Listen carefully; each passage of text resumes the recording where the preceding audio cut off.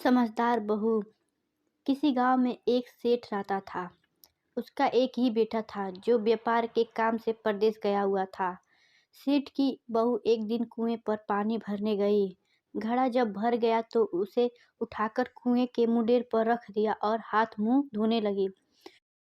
तभी वहीं से चार राहगीर आ पहुंचे। एक राहगीर बोला, बहन, मैं बहुत प्यासा हूँ, क्या मुझे पानी पिला दोगी?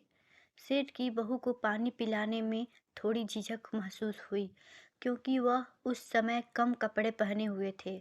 उसके पास लोटा या गिलास भी नहीं था जिससे वह पानी पिला देती। इसी कारण वहाँ उन राहगीरों को पानी पिलाना उसे ठीक नहीं लगा। बहू ने उससे पूछा, आप कौन हैं? राहगीर ने कहा, मैं एक यात्री हूँ। बहू बोली, यात्री तो संसार में केवल दो ही होते हैं। आप उन दोनों में से कौन हैं? अगर आपने मेरे इस सवाल का सही जवाब दे दिया तो मैं आपको पानी पिला दूंगी, नहीं तो मैं पानी नहीं पिलाऊंगी। बेचारा राहगीर उसकी बात का कोई जवाब नहीं दे पाया। तभी दूसरे राहगीर ने पानी पिलाने की विनती की। बहू ने दूसरे राहगीर से पूछा, अच्छा तो आप बताइए कि आप कौन हैं? दूसरा राहगीर तुरंत बोल उठा, मैं तो एक गरीब आदमी हूँ। सेठ की बहू बोली, भैया, गरीब तो केवल दो ही होते हैं, आप उनमें से कौन हैं? प्रश्न सुनकर दूसरा राहगीर चकरा गया। उसको कोई जवाब नहीं सूझा तो वह चुपचाप हट गया। तीसरा राहगीर बोला, बहन, मुझे बहुत प्यास लगी है, ईश्वर के लिए मुझे पानी पिला दो। बहू ने पूछा, आप कौन हैं? तीसरा राहगीर बोला, बहन, मैं तो एक अनपढ़ गंवार हूँ। यह सुनकर बहू बोली, अरे भाई, अनपढ़ गंवार तो इस संसार में बस दो ही होते हैं, आप उनमें से कौन हैं? बेचारा तीसरा राहगीर भी कुछ बोल नहीं पाया। अंत में चौथा राहगीर आगे आया और बोला, बहन, मेहरबानी करके मुझे पानी पिला दे। प्यासे को पानी पिलाना तो बड़े पुण्य का काम होता है। सेठ की बहू बड़ी चतुर थी और होशियार भी। उसने चौथे राहगीर से पूछा, आप कौन हैं? वह राहगीर अपनी खीज छिपाते हुए बोला, मैं बहन बड़ा ही मूर्ख हूँ। बहू ने कहा, मूर्ख तो संसार में केवल दो ही होते हैं, आप उनमें से कौन हैं? वह बेचारा भी उसके प्रश्न का उत्तर नहीं दे सका। चारों पानी पिए बगैर ही वहां से जाने लगे तो बहू बोली, यहाँ से थोड़ी ही दूर पर मेरा घर है, आप लोग कृपया वहीं चलिए, मैं आप लोगों को पानी पिला दूंगी। चारों राहगीर उसके घर की तरफ चल पड़े। बहू ने इसी बीच पानी का घड़ा उठाया और छोटे रास्ते से अपने घर पहुंच गई। उसने घड़ा रख दिया और अपने कपड़े ठीक पहन लिए। इतने में वे चारों राहगीर उसके घर पहुंच गए। बहू ने उन सभी को गुड़ दिया और पानी पिलाया। पानी पीने के बाद वे राहगीर अपनी राह पर चल पड़े। सेठ उस समय घर में एक तरफ बैठा हुआ यह सब देख रहा था। उसे बड़ा दुख हुआ। वह सोचने लगा, इसका पति तो व्यापार करने के लिए परदेश गया है और यह उसकी गैर हाजिरी में पराए मर्दों को घर बुलाती है, उनके साथ हंसती बोलती है। इसे तो मेरा भी लिहाज नहीं है। यह सब देख अगर मैं चुप रह गया तो आगे से इसकी हिम्मत और बढ़ जाएगी। मेरे सामने इसे किसी से बोलते बतियाने में शर्म नहीं आती, तो मेरे पीछे न जाने क्या क्या करती होगी।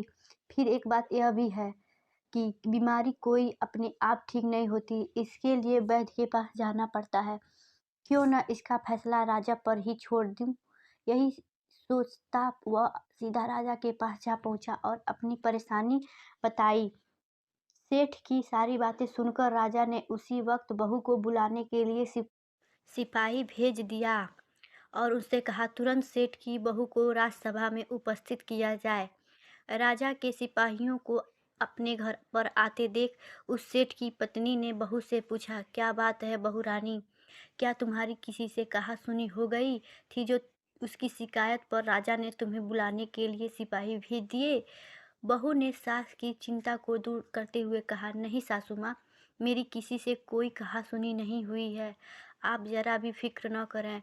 सास को आश्वस्त कर वह सिपाहियों से बोली, तुम पहले अपने राजा से यह पूछकर आओ कि उन्होंने मुझे किस रूप में बुलाया है, बहन, बेटी या फिर बहू के रूप में, किस रूप में उनकी राजसभा में मैं आऊं। बहू की बात सुन सिपाही वापस चले गए। उन्होंने राजा को सारी बात बताई। राजा ने तुरंत आदेश दिया कि पालकी लेकर जाओ और कहना कि उसे बहू के रूप में बुलाया गया है।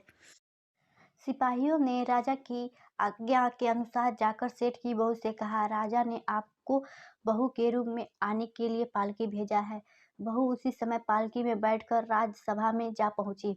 राजा ने बहू से पूछा, तुम दूसरे पुरुषों को घर क्यों बुला लाई, जबकि तुम्हारा पति बाहर गया हुआ है?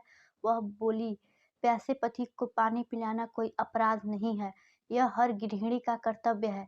जब मैं कुएं पर पानी भरने गई थी, तब तन पर मेरे कपड़े अजनबियों के सामने उपस्थित होने के अनुरूप नहीं थे। इसी कारण उन राहगीरों को कुएं पर पानी नहीं पिलाया।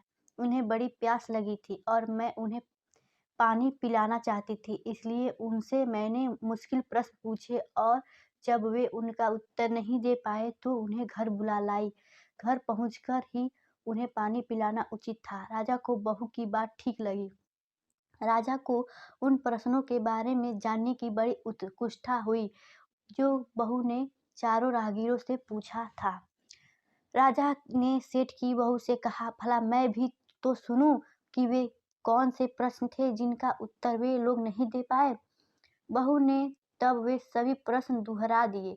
बहू के प्रश्न सुन राजा और राजसभा सब चकित रह गए। फिर राजा ने उनसे कहा, तुम खुद ही इन प्रश्नों के उत्तर दो, हम अब तुमसे यह जानना चाहते हैं। बहू बोली, महाराज, मेरी दृष्टि में सबसे पहला प्रश्न का उत्तर, संसार में सिर्फ दो यात्री हैं, सूर्य और चंद्रमा। मेरे दूसरे प्रश्न का उत्तर है कि बहू और गाय इस पृथ्वी पर ऐसे दो प्राणी हैं जो गरीब हैं। अब मैं तीसरे प्रश्न का उत्तर सुनाती हूँ महाराज। हर इंसान के साथ हमेशा अनपढ़ गवारों की तरह जो हमेशा चलते रहते हैं, वे हैं भोजन और पानी।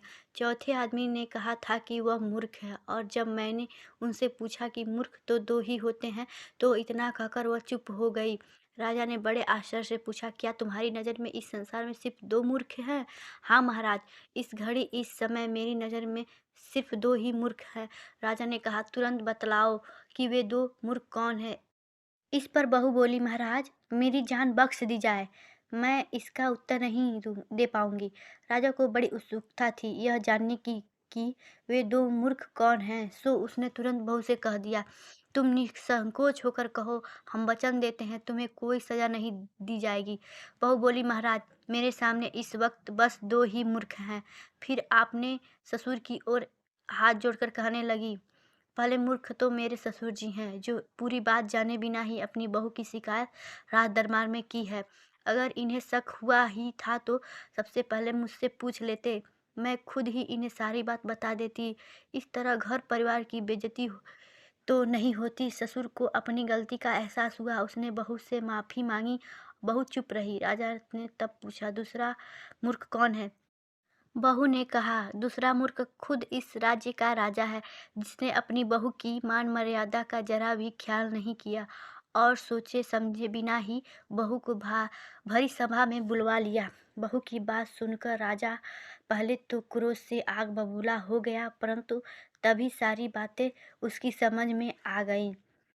सारी बातें समझ में आने पर राजा ने बहू को उसकी समझदारी और चतुराई की सराहना करते हुए उसे ढेर सारे पुरस्कार देकर सम्मान सहित विदा किया।